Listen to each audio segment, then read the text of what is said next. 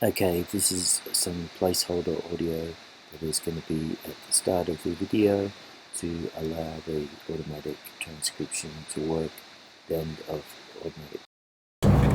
Hi, it's Brett Cowell and welcome to Total Life Complete TV.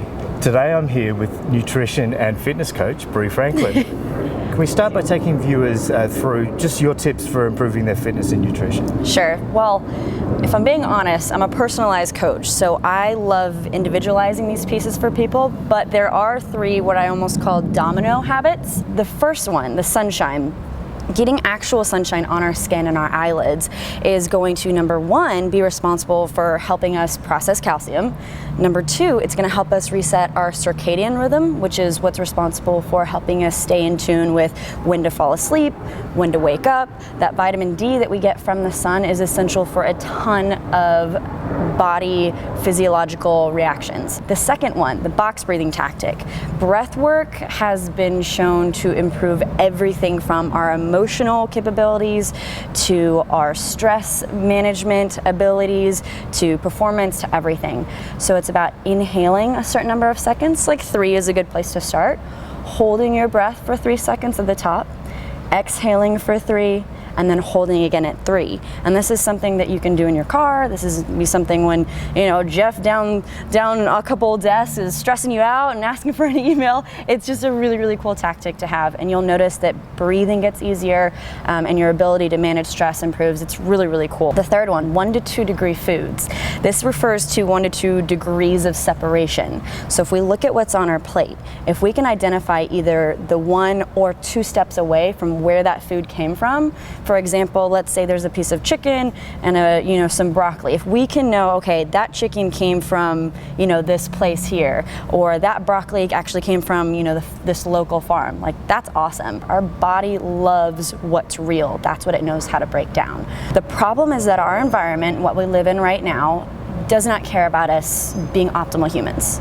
It really doesn't. Like nothing in our environments are curated to ensure that we get sunshine, ensure that we have downtime, ensure that we get nourishing foods. In fact, it can be really hard to get real food in a ton of places. Fitness and nutrition is about more than just looking good, isn't it? Yeah. I think there's a link there between that and achieving your potential in life. Absolutely. Do you want to say a bit more about that? Most people think that they look for a nutritionist or they walk through the doors of a gym and, to be honest, like they want to look good naked. It's biological, right? That's just how it goes. Like we are biological creatures attracting a mate, but it ends up going so much deeper than that because that's what we think we want. We think we want a 6-pack or we think we want to look good, but more often than not, what comes up at some point in the journey with my clients is energy. And energy is key to everything in life. How we are sourcing our energy, what energy we're able to then put out. So that key to just vitality, what I do is help other people facilitate what they want. The ability to feel energetic and to attain vitality in our lives is not to be hyperbolic, but it's nothing short of magical, because that's when we start showing up better in our relationships and the people that we love. It's how we start contributing more to our careers and whatever it is we want to do with our lives. A lot of the viewers will be looking at this in their office and perhaps thinking, look, yeah, I know I need to work out, but I never seem to be able to find the time. Sure. It'd be great if there was something I could do when I was actually in my office. And yeah. Earlier we went through a few of those exercises. We did a couple of things. So we'll show the video as we're talking through, but maybe just talk through the couple of things we did earlier. Sure. So what we started with was some footwork. Because like I mentioned in the video, our feet are crammed into these shoes and there's so many bones and connective tissues that happen that keep us grounded, that help us move, that help us walk and balance. And it's all connected again up top towards, from ground to our heads. So we just kind of got through moving the feet, waking that stuff up. Posture will be affected, core strength will be affected, and there's less chance for injury, in whatever movement that you do. And then the chair drills that we did, which, make us look goofy, like the wall angel thing, right?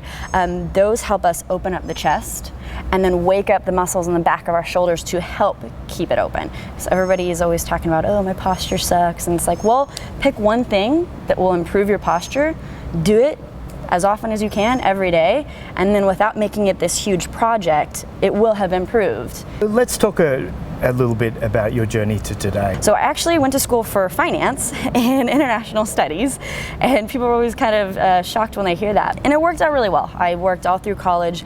I got some amazing opportunities, but I think that helped show me, more important life skills like, working with people, like a lot of data analysis, and I found CrossFit.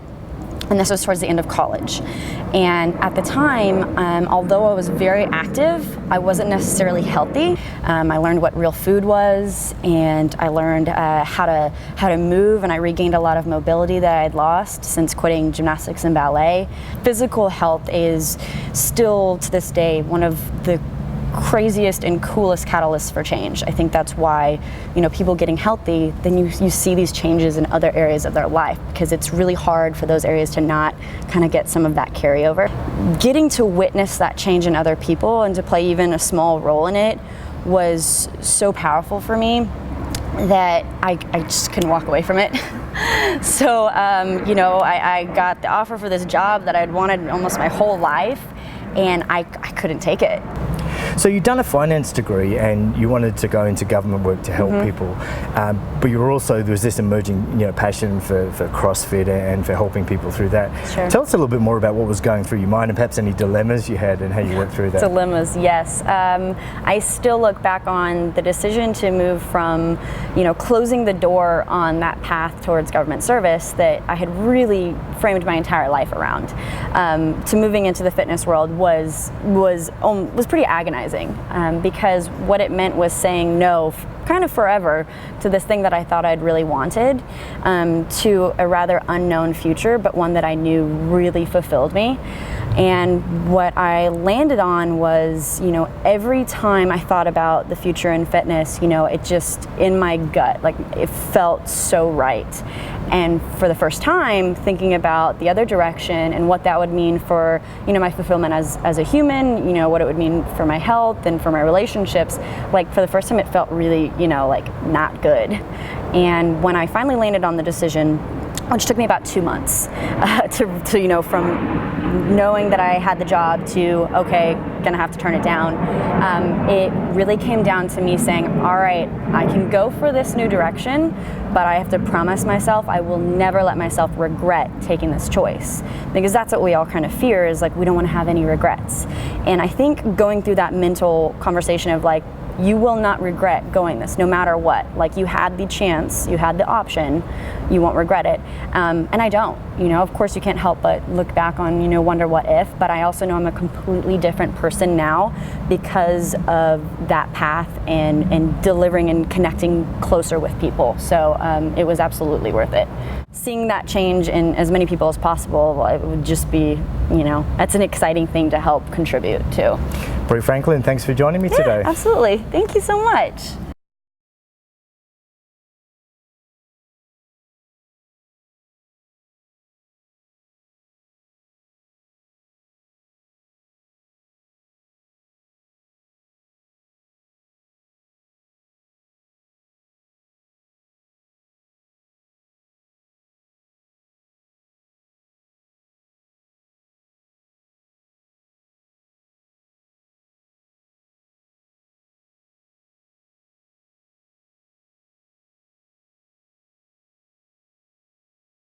Yeah. How you going? We're just standing in the bushes filming some video. Everything's fine. Yeah. Nothing to see here. Well, there is something to see, actually, is the definition of something to see. So what can you learn about life from jigsaw puzzles? Okay, so let me tell you about jigsaw puzzles. Pretty much everything you need to know about life you can get from doing a jigsaw puzzle. For example, stay with me. So you find a piece and you're like, man, I wonder where this piece goes. And you're trying to figure it out, right? But you never know where it goes until the surrounding pieces have been put into place, right? And it only goes there when it's time to go there. Also teaches you patience. Yeah. Yeah. You can be in it if you want. You want to come and stand here? The camera's rolling, mate. We can get into it. In the back of my mind, I'm hoping that some of the people on those planes that are continually flying overhead, right. I really hope that they're watching this and deciding to change their lives and have a higher level of energy. Let's see. Oh my gosh. It's like 100 degrees outside, but we're standing in the shade. We're getting the sunshine on our face. Breeze. Yeah. There hasn't been any poisonous snakes or anything come by so far, so that's been nice as well. Okay. It's a wrap.